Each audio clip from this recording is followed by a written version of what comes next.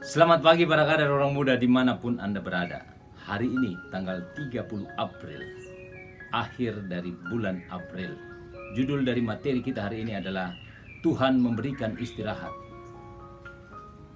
Tuhan berfirman kepada Musa di Gunung Sinai, "Berbicaralah kepada orang Israel dan katakan kepada mereka, apabila kamu telah masuk ke negeri yang akan kuberikan kepadamu, maka tanah itu harus mendapat perhentian sebagai sabat bagi Tuhan."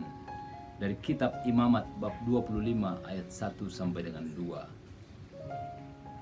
Para kader yang saya cintai dan saya banggakan, pernah dengar tentang tahun Sabat dan tahun Yubile?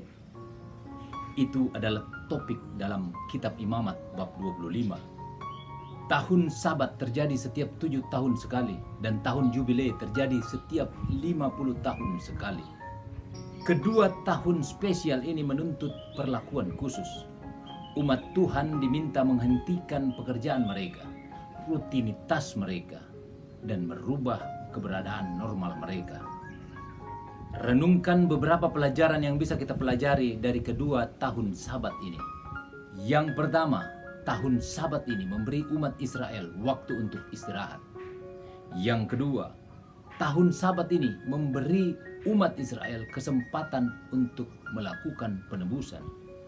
Yang ketiga, tahun Sabat ini memberi umat Israel waktu untuk refleksi. Yang keempat, tahun Sabat ini memberi umat Israel waktu untuk memberi upah dan memperbaiki yang salah. Yang kelima, tahun Sabat ini memberi umat Israel waktu untuk membangun hubungan. Yang keenam, yang terakhir, tahun Sabat ini memberi umat Israel waktu untuk berfokus lagi. Para kader yang saya cintai dan saya banggakan, di hari terakhir bulan April ini, kita diingatkan bahwa ini batas antara bulan April dan bulan Mei.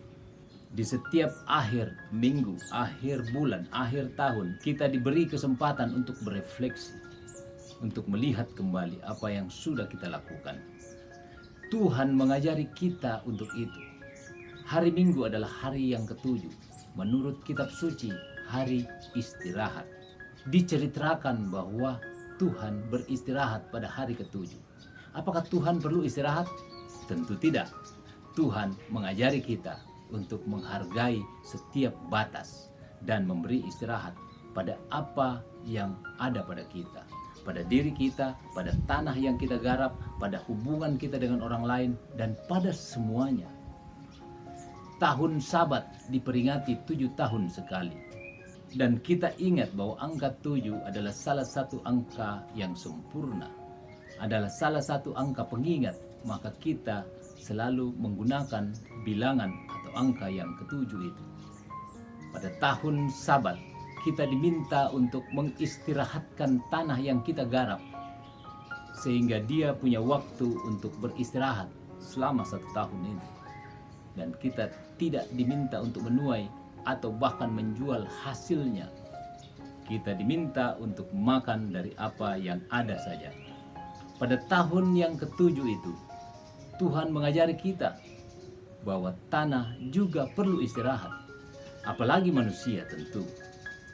Tahun Yubile yang dirayakan 50 tahun sekali adalah juga didasari dari tahun Sabat.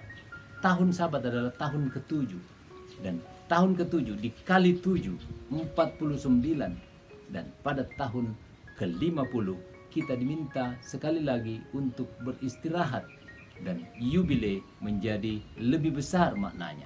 Pada tahun Yubile kita diminta untuk melunaskan utang-utang orang yang berutang sama kita.